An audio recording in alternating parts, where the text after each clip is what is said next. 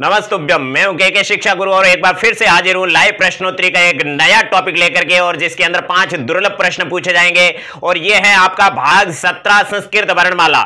जी हां, संस्कृत वर्णमाला बहुत ही शानदार टॉपिक है, बहुत ही एक मार्किंग टॉपिक है। इसके अंदर जो है आपके संस्कृत वर्णमाला के अंदर जो ऐसे प्रश्न पूछे जाते हैं आंकड़ों से संबंधित, उससे संबंधित 5 दुर्लभ प्रश्न यहां पर लेके आए हैं। आपको इसका उत्तर है जो लाइव चैट के अंदर देना है, और सर्वप्रथम और सर्वाधिक उत्तर देने वाले विजेता होंगे। उसकी घोषणा हम अगले लाइव प्रश्नोत्तरी यानी कि जो आपके लाइव प्रश्नोत्तरी संख्या 18 के अंदर करेंगे। और 18 लाइव प्रश्नोत्तरी संख्या नंबर 18 है वो आपके उच्चारण स्थान है, वो भी बहुत शानदार बनने वाला है, इसलिए उसको भी जरूर देखें। इसके अलावा जो ये 17 नंबर की जो आपके लाइव प्रश्नोत्तरी चल रही है, इससे पहले जो 16 प्रश्नोत्तरी हो चुकी है उसके भी आप लाइव के अंदर जो है वीडियोस बने हुए हैं, उसको एक ही जगह संकलित करके हमने जो है हमारे चैनल पर एक प्लेलिस्ट बना रखी है, वहां पर जाकर के आप देख सकते हो।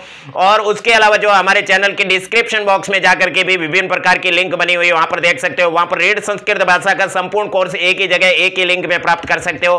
फर्स्ट लेवल सेकंड लेवल दोनों के लिए प्रथम भाषा संस्कृत द्वितीय भाषा संस्कृत अलग अलग प्लेलिस्ट बनी है, सारे वीडियो एक ही जगह प्राप्त कर सकते हो। सारे टॉपिक जो कि आपके 25 टॉपिक संस्कृत व्याकरण के और जो 12 टॉपिक शिक्षण विधियों के, सारे टॉपिक एक ही जगह प्राप्त कर सकते हो। इसके अलावा जो है नए टॉपिक बनाए गए हैं रीड संस्कृत भाषा के, वो भी आप वहां पर जाकर के प्राप्त कर सकते हैं। इसके अलावा कक्षा 6 से 10वीं तक पढ़ने वाले या 11वीं 12वीं और इसके अलावा जो भी संस्कृत से संबंधित उनके लिए ये लाइव प्रश्नोत्तरी बहुत ही कारगर सिद्ध होने वाली है। इसलिए सब लोगों को कहिए कि ये इस तरह से जोड़े, और आप लाइव नहीं मतलब शेयर नहीं करते हो, अभी तक आप लोग है शेयर कर देते। ये आप लोग जो है 9:30 बजते ये आपके लाइव शुरू होता है, उसके बाद में प्रश्नोत्तर आपके शुरू किए जाते हैं, तब तक लोग जुड़ जाते हैं। और जब तक लोग जुड़ते हैं हम आपको सारी जानकारी दे देते हैं। पहला प्रश्न आपके सामने होगा जल्दी, संस्कृत भाषा लाइव प्रश्नोत्तरी भाग 17 संस्कृत वर्णमाला का पहला प्रश्न आपके सामने होगा। बहुत ही शानदार प्रश्न होगा। उससे पहले आप लोग लाइक कर दें, और लाइक के बाद में जस्ट शेयर कर दें सभी व्हाट्सएप ग्रुप या कहीं पर भी मल्टीमीडिया के माध्यम से आप शेयर करें, और अपने मित्रों को भी बताएं। कक्षा 6 से 10वीं तक जो भी बच्चे पढ़ते हैं उनको भी बताएं, वो भी आप इसको एक जो आप गेम खेलते हो या फिर किसी तरह से मनोरंजन करते हो, उसी तरह से इसको एक मनोरंजन के माध्यम से खेल खेलिए और एक टॉपिक की नई तैयारी कर दीजिए। कल आपके उच्चारण स्थान है तो उच्चारण स्थान अच्छे से पढ़ लीजिए, और उसके बाद में इसको टेस्ट दीजिए, और अगर आप प्रथम आएंगे तो आपको कितना अच्छा लगेगा। इसी तरह से संस्कृत के पूरे की पूरी है जो हमारे चैनल पर 25 टॉपिक बने हुए, 25 प्रश्नोत्तरी है।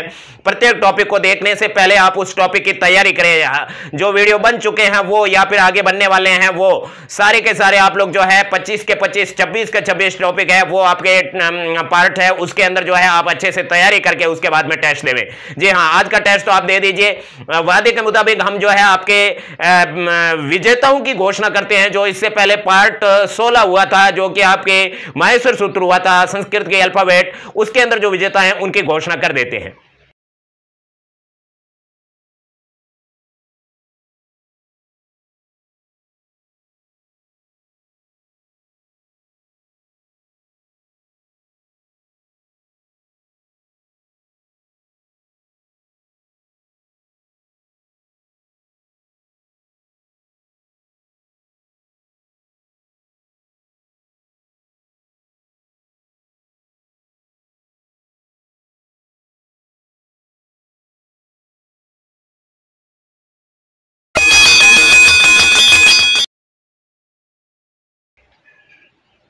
चलिए अब आपके सामने पहला प्रश्न। जी हां, आज की लाइव प्रश्नोत्तरी भाग 17 संस्कृत वर्णमाला का पहला प्रश्न है। संस्कृत भाषायां क्रमशः लघु स्वरा मूल स्वरा ह्रस्व स्वरा शुद्ध स्वरा भवन्ति, यानी कि इन ये सभी क्रमशः कितने होते हैं, लघु स्वर कितने होते हैं, मूल स्वर कितने होते हैं, ह्रस्व स्वर कितने होते हैं, शुद्ध स्वर कितने होते हैं, ये आपको क्रम से बताने हैं। तो इसके अंदर जो आपके सबसे पहला ऑप्शन है उसके अंदर 5 9 5 4, और दूसरे ऑप्शन में 8 5 5 9, और तीसरे ऑप्शन में 3 4 5 13, और अंतिम ऑप्शन के अंदर है आपके 5 5 5 5। जी हां, आपको सोच समझ के उत्तर बताना है। एक ही साथ में 4 प्रश्न क्लियर हो रहे हैं। पहले प्रश्न में 4 बातें क्लियर हो रही है। जल्दी से उत्तर बताइए, आराम से उत्तर बताइए। जल्दी से इसलिए क्योंकि आपको आते हैं तो, और आराम से इसलिए क्योंकि आप सोच समझ के उत्तर बताएं। गलत नहीं होना चाहिए। सबसे पहले उत्तर देने वाला वही होता है जिसको सारी बात पता होती है, और जिसको पता नहीं होती है वो फटाफट कभी कभी उत्तर देते हैं, ऐसे तुक्के देते हैं। चलिए आप सोच समझिए।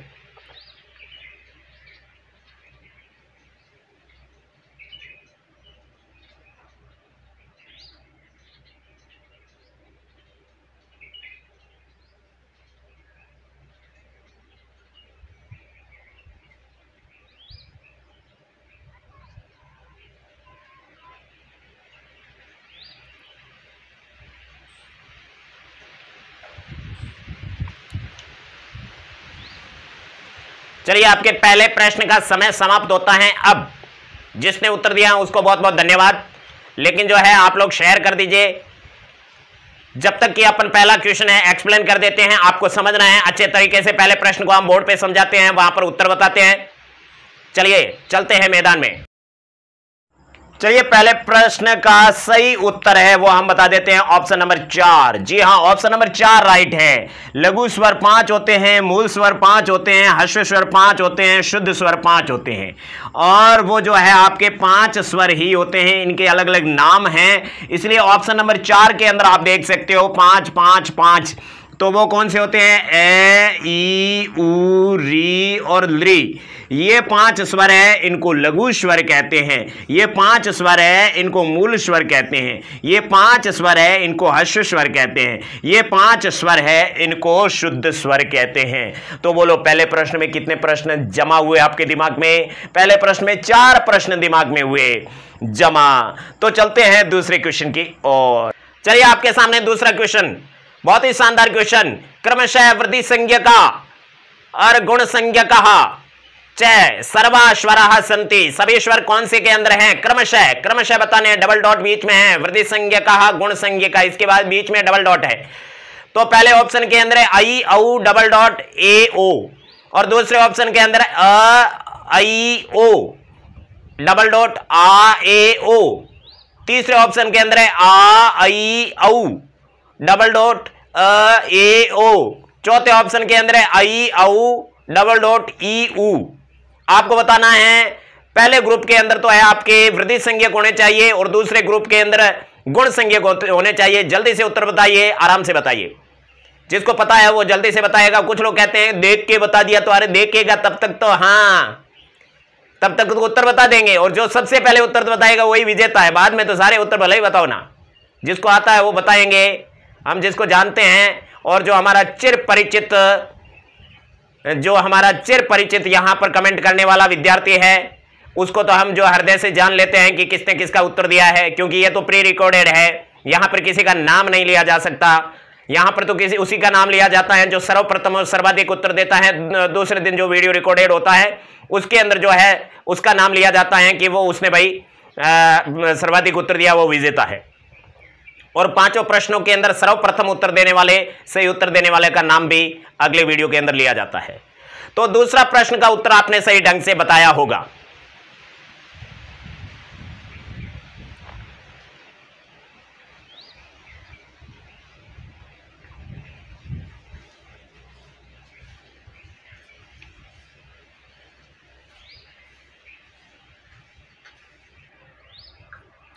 चलिए, इतना समय काफी है आपके लिए तीसरे प्रश्न का सही उत्तर बताने के लिए। चलते हैं मैदान में और उत्तर बता दे, सॉरी, दूसरे प्रश्न का उत्तर बताने के लिए चलते हैं मैदान में। वहां पर ये एक्सप्लेन करते हैं कि क्या होता है क्या नहीं होता है। क्वेश्चन नंबर 2 का सही उत्तर क्या है? जी हां, क्वेश्चन नंबर 2 का ऑप्शन नंबर 3 सही है। ऑप्शन नंबर 3 जिसने लिखा राइट है। देखिए, वृद्धि ऑब्लिक गुण, तो वृद्धि के अंदर आ, आई और औ, इनको वृद्धि संज्ञा कहते हैं। अ, ए और ओ, ये तीनों एक मात्रा वाले हैं। जहां 2 मात्रा वाले होते हैं वहां पर क्या होते हैं? वृद्धि होती है, और 1 मात्रा वाले होते हैं वहां पर क्या होता है? गुण होता है। तो इसको हम सूत्र से बता देते हैं आपको। पहला सूत्र है अदेंग गुणे। अदेंग गुणे क्या कहते हैं, इसको हम समझाते हैं। अदेंग गुणे के अंदर संधि विच्छेद देखो, अत द का त बना, अंदर से ए निकला, एंग और उसके बाद में गुणे। तो अत का मतलब अ होता है, और एंग का आपको पता है ना, एंग जो होता है वो प्रत्याहार है, उसके अंदर ए और ओ होता है। ये तीनों क्या होते हैं? गुण है। अत, एंग, गुणे। अ और ए, ओ क्या होते हैं? गुण होते हैं। तो ये तीनों गुण आ गए। अब इसके अगला जो है आप देख सकते हो वृद्धि संधि का। वृद्धि संधि का आपको समझा देते हैं कि वृद्धि संधि का जो सूत्र है वृद्धि राधेच, राधेच नहीं है, इसको राधईच पढ़ो, क्योंकि दईच लिखेंगे लोग। तो यहां पर वृद्धि, और वृद्धि के बाद में जो है रे का विसर्ग बन गया। रे के अंदर से क्या निकला? आत, और उसके बाद में ऐच। तो आत का मतलब आप जानते हो आ होता है, और ऐच प्रत्याहार में एओ अंग, एओ अंग अयौच है। अय उच है तो आई औ चे, तो यहां पर एच प्रत्याहार में आई और औ होते हैं, तो आ आई और औ ये क्या होते हैं, वृद्धि होते हैं। तो आपको समझ में आ गया अदेंग गुण है वृद्धि राधेच, और जिसको पहले से समझ में आया हुआ था तो उसकी रिवीजन हो गया, भाई सूत्र की व्याख्या की है। इसी तरह से प्रत्येक सूत्र से हमारे संधि पढ़ाई हुई है। तो यहां पर ये संधि संज्ञक सूत्र है। संज्ञक का मतलब होता है इन तीनों का नाम गुण है, और इन तीनों का नाम क्या है, वृद्धि है। तो अब आपको जो है चलते हैं लेके तीसरे प्रश्न की ओर। प्रश्न संख्या 3, पाणिनीय शिक्षा अनुसार कस्य वर्णस्य 30 प्रकाराः सन्ति। पाणिनीय शिक्षा के अनुसार कौन से वर्ण के 30 प्रकार होते हैं? जी हां, ऑप्शन नंबर 2 के अंदर है ए, ऑप्शन नंबर 3 के अंदर है औ, ऑप्शन नंबर 4 के अंदर है री। सोच समझ के उत्तर बताना है। 30 प्रकार किसके होते हैं? और जो सही उत्तर दे रहे हैं वो धन्यवाद के पात्र हैं, उन्होंने जानकारी एकत्रित की। ऐसे छोटी छोटी जानकारी एकत्रित कर प्रश्न कहीं से भी कैसे भी प्रश्न पूछे जा सकते हैं। संस्कृत के अंदर आपको पूरी पारंगतता है तो आपके कहीं से भी क्वेश्चन पूछे ना 30 में से 30 राइट होंगे, या फिर कोई भी कंपटीशन आप दे रहे हो वहां पर आपके सारे क्वेश्चन राइट होंगे।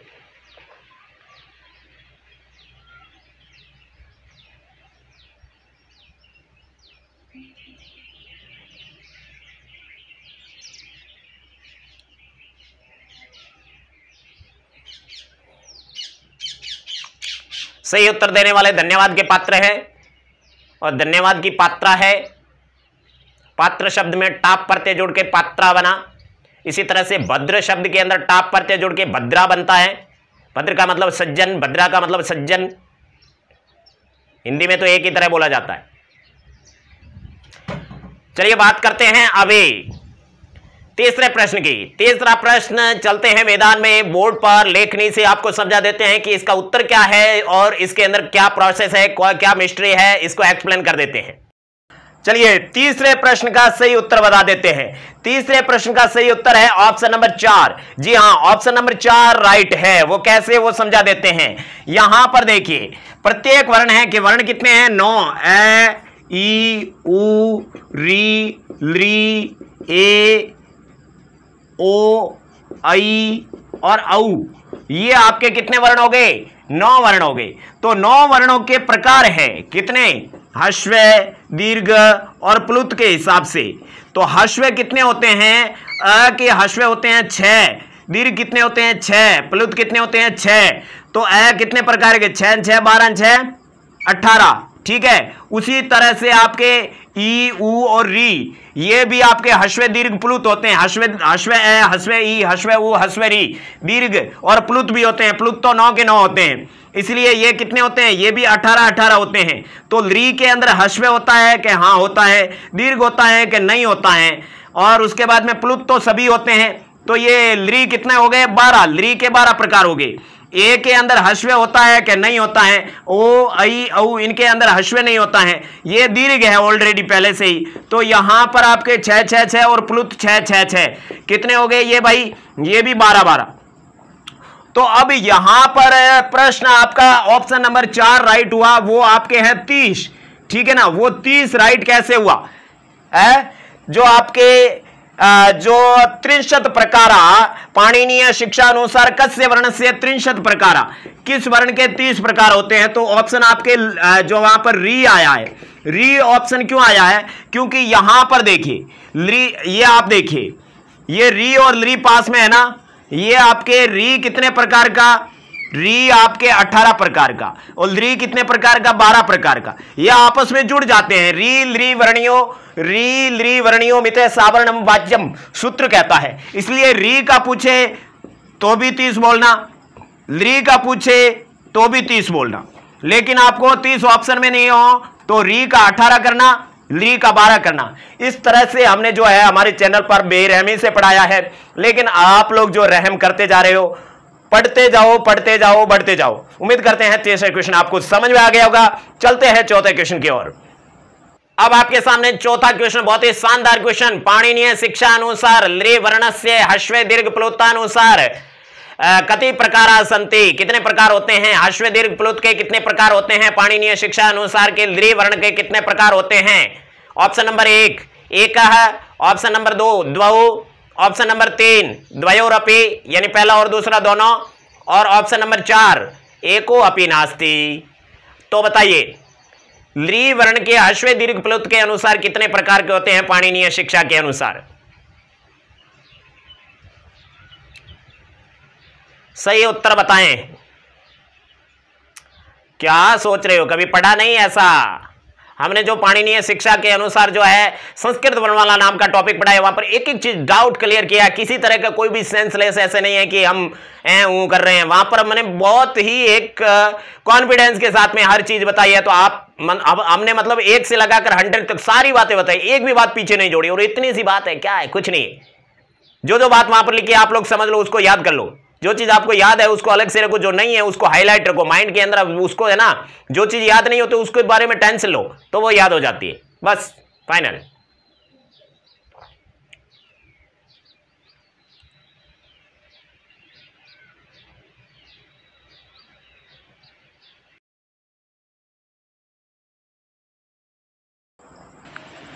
अब क्वेश्चन नंबर 4 का ऑप्शन नंबर 3 राइट है। क्वेश्चन नंबर 4 का ऑप्शन नंबर 3 राइट कैसे है वो हम एक्सप्लेन करने जा रहे हैं।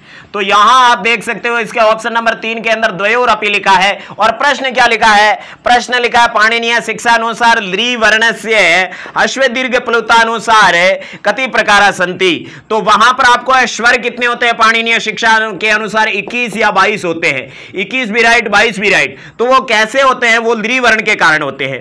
ली वर्ण है वो आपके ऑप्शन नंबर 3 के अंदर है, और वो आपके राइट है। वो कहता है कि वो 1 भी होता है और 2 भी होता है। 1 भी प्रकार होता है और 2 भी प्रकार होता है। तो पाणिनीय शिक्षा के अनुसार जो ली वर्ण है वो ह्रस्व होता है क्या होता है? तो ये 1 प्रकार हो गया। क्या दीर्घ होता है? क्या दीर्घ तो नहीं होता। और उसके बाद में प्लुत गया होता भी है और नहीं भी होता है। तो जब प्लुत होता है तब तो ये 21 प्रकार हो जाते हैं, मतलब 1 प्रकार हो जाता है। ली वर्ण का जब प्लुत होता है तब 1 प्रकार हो जाता है, मतलब ह्रस्व वाला 1 प्रकार। और जब प्लुत हो जाता है तब आपके 2 प्रकार, मतलब ह्रस्व के साथ में प्लुत को जोड़ देते हैं तो 2 प्रकार होता है। अब कहता है प्लुत कहता है कि मैं तो नहीं भी होता हूं, होता भी हूं, दोनों राइट बात है। तो जब नहीं होता है तो 1 हो जाता है, जब होता है तब 2 हो जाता है। इसका मतलब दोनों भी बात राइट है। ये ऐसे रेयर क्वेश्चन आपको बहुत कम मिलेंगे। उम्मीद करते हैं आपको समझ में आ गया। नहीं समझ में आया तो हमारे चैनल पे जाके देख लो, इसी को बहुत अच्छे से समझाया हुआ है।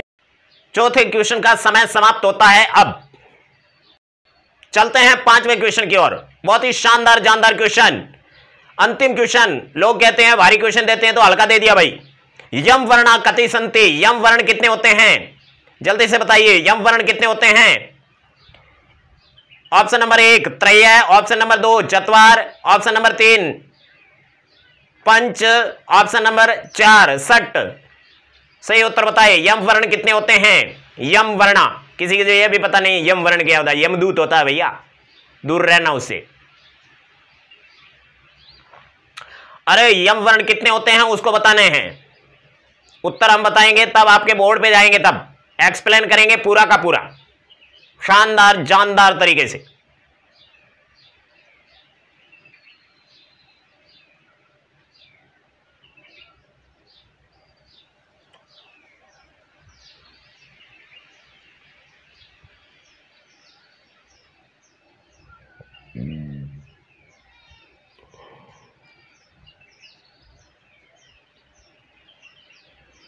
चलिए समय समाप्त होता है 5वें क्वेश्चन का। चलते हैं बोर्ड पे और वहां एक्सप्लेन करते हैं कि अच्छे तरीके से यहां पर जो है आपके इस क्वेश्चन का सही उत्तर क्या है और कौन कौन से होते हैं, क्या होता है क्या नहीं होता है।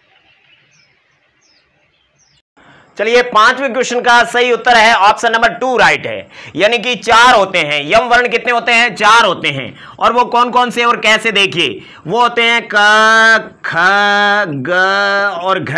ये हर जगह नहीं होते हैं। ये क, ख, ग, घ यम वर्ण कहां होते हैं? जहां पर बाद में पंचम वर्ण आ जाता है तो यहां पर क, ख, ग, घ को द्वित्व आदेश होता है। कौन सा आदेश होता है?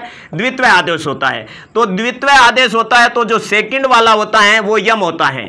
जैसे यहां पर मैंने लिखा अग्नि, अग्नि में आपको दिख रहा है ये ग आ गया, यहां पर ग के जस्ट बाद में 5वां न आ गया और न के बाद में ई की मात्रा है तो ग को डबल आदेश होगा।